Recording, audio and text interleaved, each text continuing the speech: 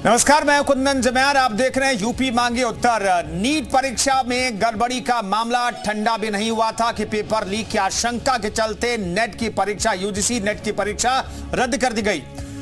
परीक्षा रद्द होने से अभ्यर्थियों में गुस्सा फूट पड़ा और हजारों छात्र लखनऊ और दिल्ली में सड़कों पर उतर आए। शिक्षा मंत्री धर्मेंद्र प्रधान के आवास का घेराव भी किया। नीट के बाद नेट में गड़बड़ी पर राहुल गांधी ने भी आज सरकार पर हमला बोला। राहुल गांधी ने कहा कि सरकार परीक्षाएं करवाने में पूरी तरह से फेल हो गई है। राहुल गांधी ने पीएम मोदी को निशाने पर लेते हुए कहा, पीएम का पूरा ध्यान स्पीकर चुनाव पर है, उन्हें छात्रों की कोई चिंता नहीं है। राहुल गांधी की प्रेस कॉन्फ्रेंस के बाद शिक्षा मंत्री धर्मेंद्र यादव भी मीडिया के सामने आए और पेपर लीक के जिम्मेदारों पर सख्त कार्रवाई करने का आश्वासन दिया है। उधर बीजेपी ने भी प्रेस कॉन्फ्रेंस कर और राहुल गांधी पर पलटवार करते हुए कहा है कि वो पीएम से व्यक्तिगत दुश्मनी निकाल रहे हैं। इन सब के बीच नीट विवाद पर एक बड़ी खबर यह भी है कि नीट एग्जाम फिलहाल रद्द नहीं होगा। शिक्षा मंत्री का कहना है कि सरकार जीरो एरर परीक्षा कराने के लिए प्रतिबद्ध है।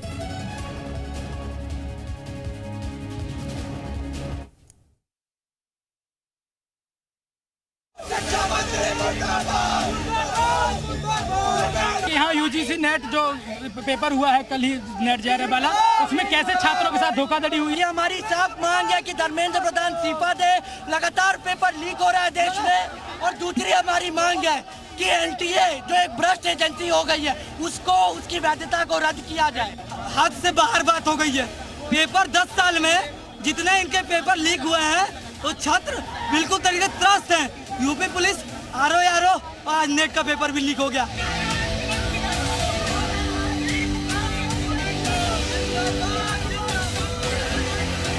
मैं आपको विश्वास दिलाना चाहता हूं, पुख्ता जानकारी आने पर दोषियों को कड़ी से कड़ी उनके ऊपर कार्रवाई की जाएगी।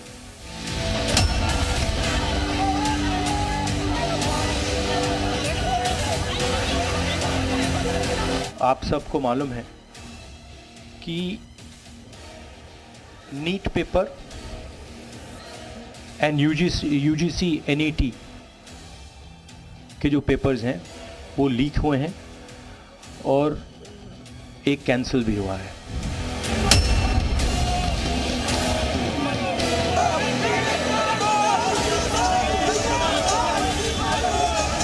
और ये आज जो पेपर लीक हुआ है नीट का, उसमें तेजस्वी यादव का हाथ है।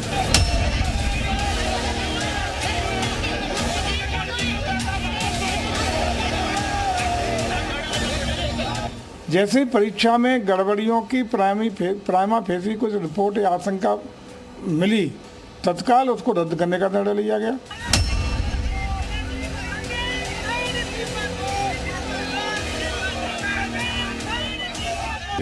जब से भाजपा सरकार आई, पेपर लीक,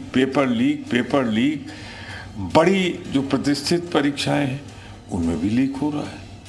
अब कल नेट का कराया परीक्षा, वो लीक हुई।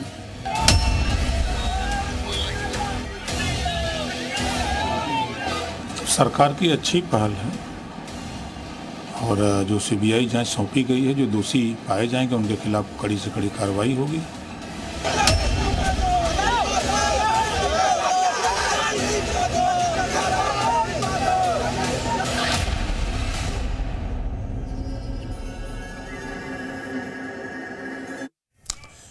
चलिए नीट और यूजीसी नेट की बात कर लेते हैं, जिस पर आज हम सबसे बड़ा मुद्दा कर रहे हैं, सबसे बड़ा सवाल कर रहे हैं। यूपी मांगे उत्तर पर हम चर्चा करें। दरअसल आज के सवाल क्या, ये हम आपको दिखाते हैं। दरअसल छात्रों के भविष्य से खिलवाड़ कब तक चलता रहेगा, ये अपने आप में बड़ा सवाल है। छात्रों के भविष्य के साथ खिलवाड़ हो रहा है, ये विपक्ष भी कह रहा है। दूसरा महत्वपूर्ण सवाल है कि क्या एनटीए पर भी कोई कार्रवाई होगी। हालांकि धर्मेंद्र प्रधान ने प्रेस कॉन्फ्रेंस में कहा है कि एक कमेटी बनाई जाएगी जो एनटीए को और बेहतर करने के लिए काम करेगी।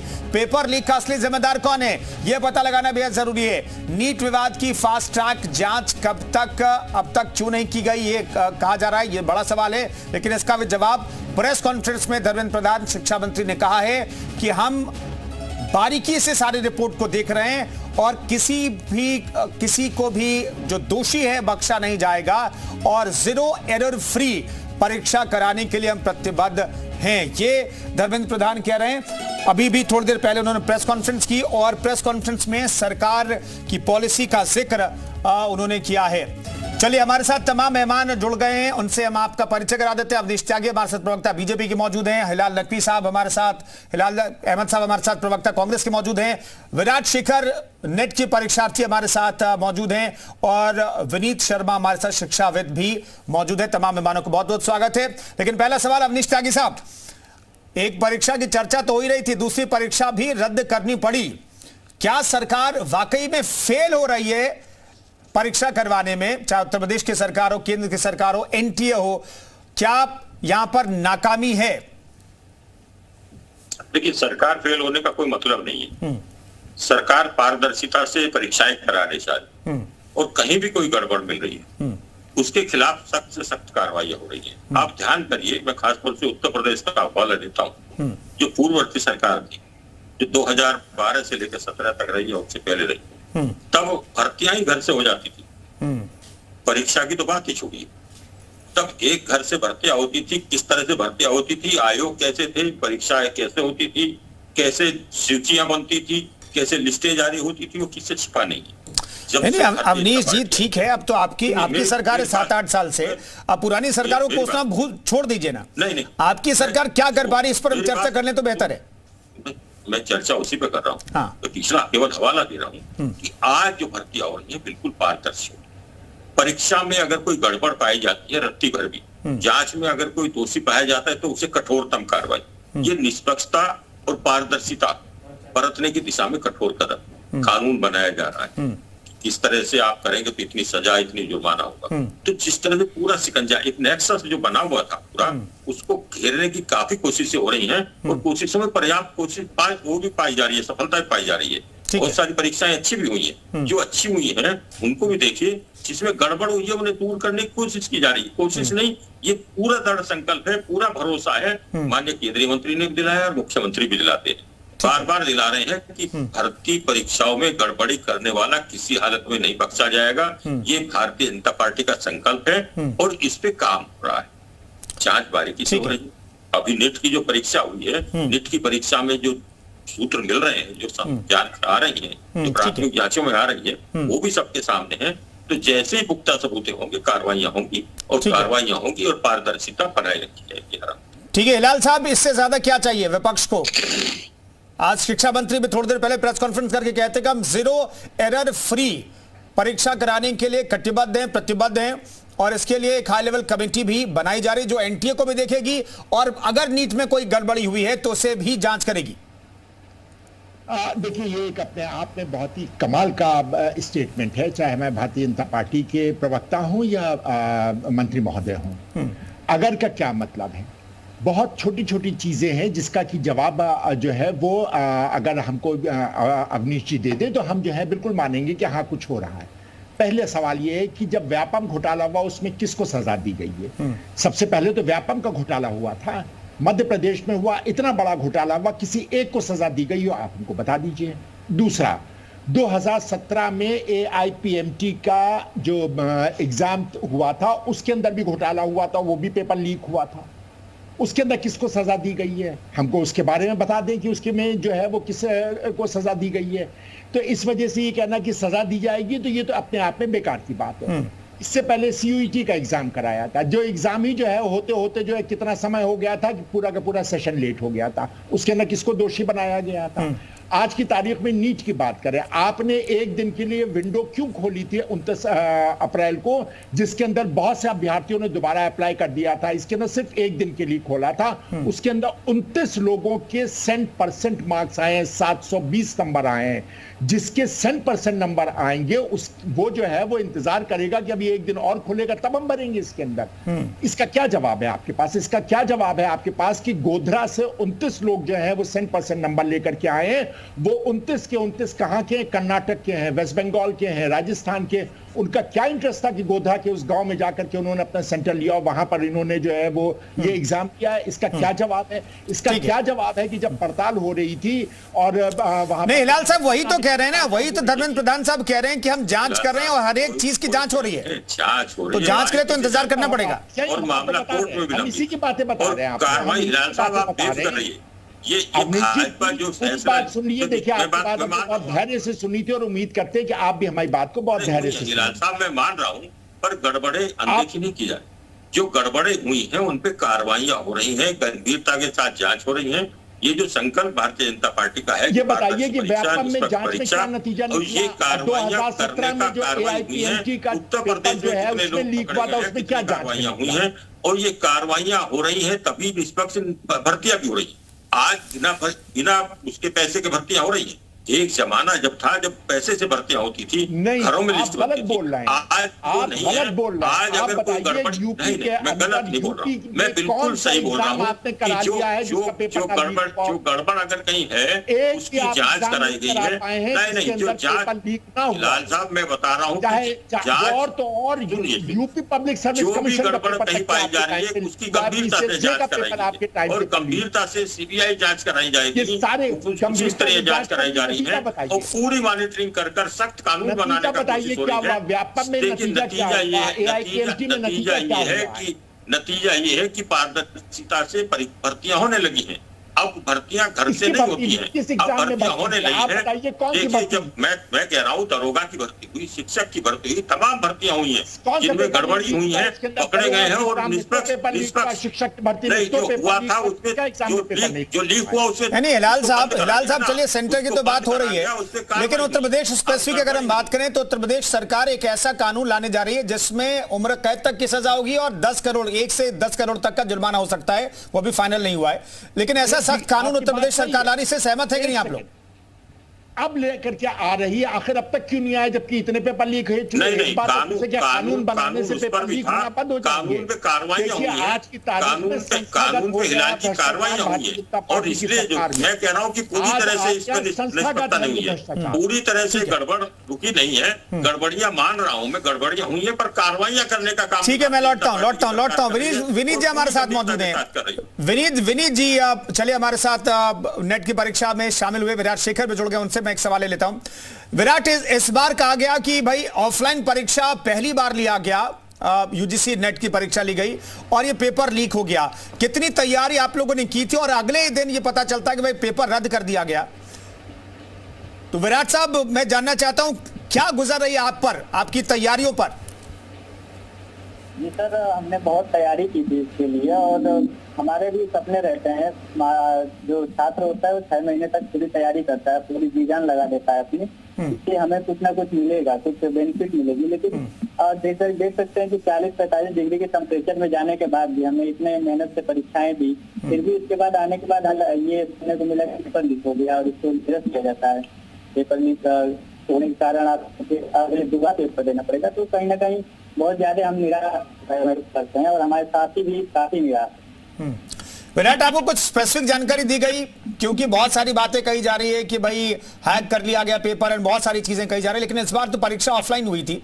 क्या जानकारी आप लोगों को दी गई एनटीए की तरफ से?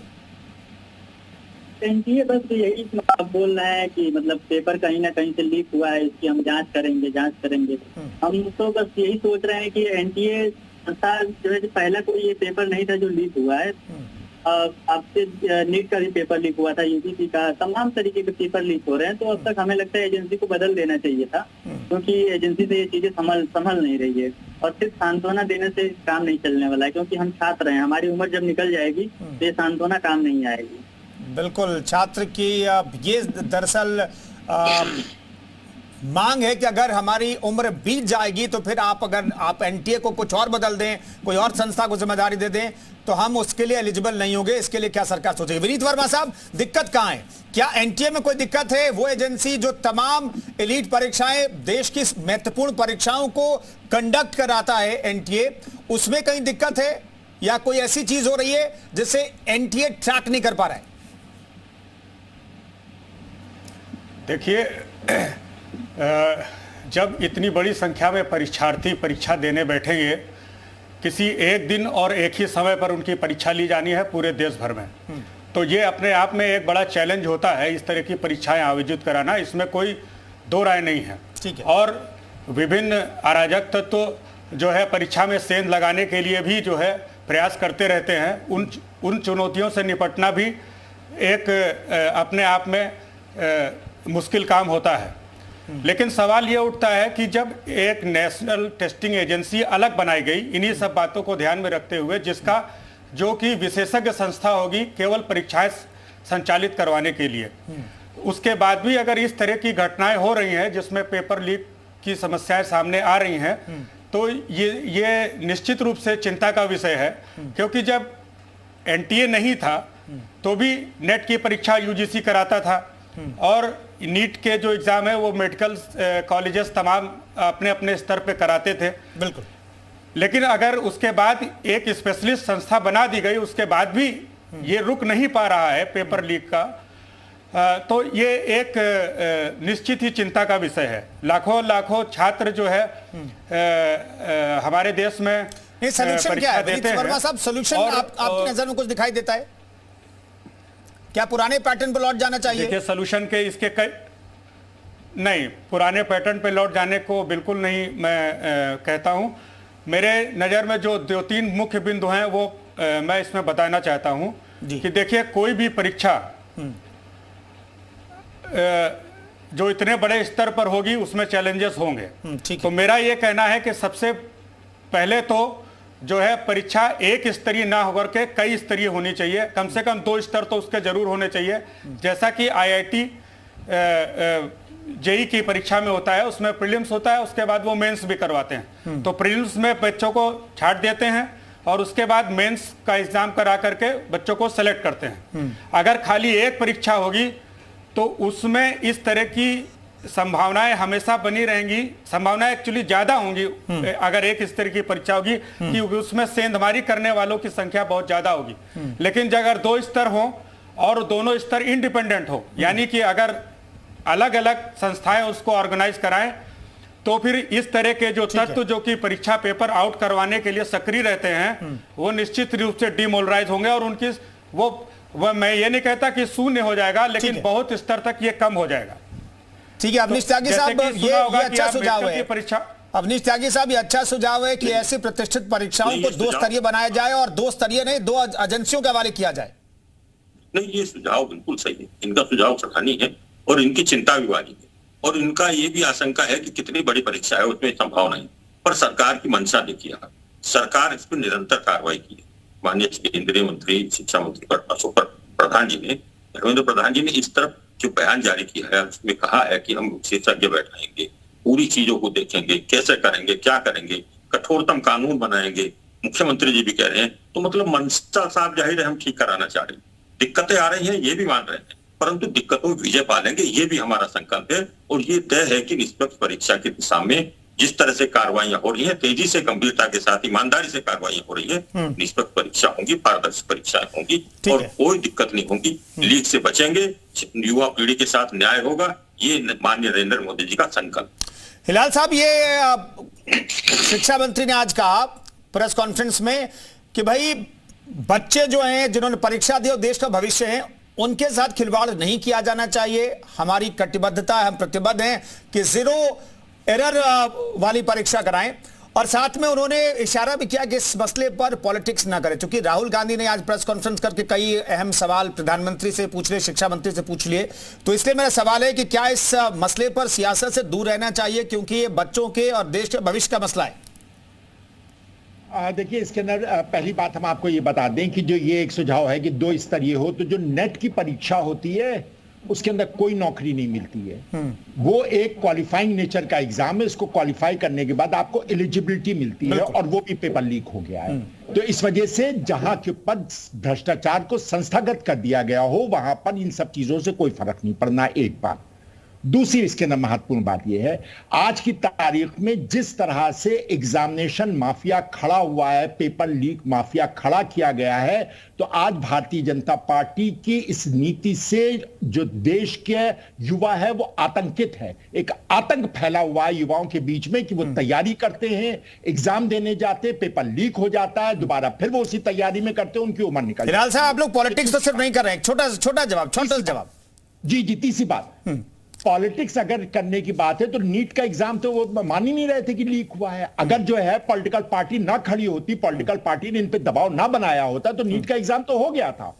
उसको जितनी ज्यादा अव्यवस्था नीट के एग्जाम में की गई है, और वो भी कौन कराता है? एनटीए कराता है। एनटीए क्या है? एक सोसाइटी है। चले ठीक है, मेरे पास वक्त इतना ही था। फिलहाल साहब मैं माफी चाहूंगा, रोक रहा हूं। तमाम मेहमानों को बहुत बहुत धन्यवाद इस चर्चा में शरीक होने के लिए। तो नीट की परीक्षा लीक होने की खबरों और आरोपों के बीच यूजीसी नेट की परीक्षा रद्द कर दी, एनटीए नहीं रद्द की। एनटीए को आशंका है कि पेपर कहीं ना कहीं लीक हुआ है या फिर कहीं ना कहीं सुचिता को ठेस पहुंची है, इसलिए एनटीए ने इसे रद्द किया, जिसके बाद हंगामा मचा हुआ। लेकिन शिक्षा मंत्री, केंद्रीय शिक्षा मंत्री धर्मेंद्र प्रधान कह रहे हैं कि हम जीरो एरर फ्री परीक्षा कराने के लिए कटिबद्ध हैं, प्रतिबद्ध हैं, वो हम कराएंगे।